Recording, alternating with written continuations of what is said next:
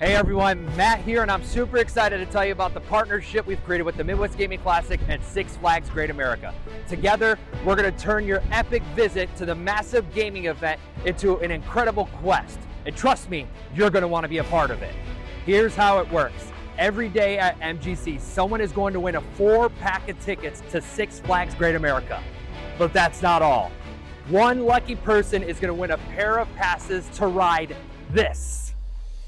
Introducing the all-new Wrath of Rakshasa. You'll get to ride this record-breaking dive coaster before the general public.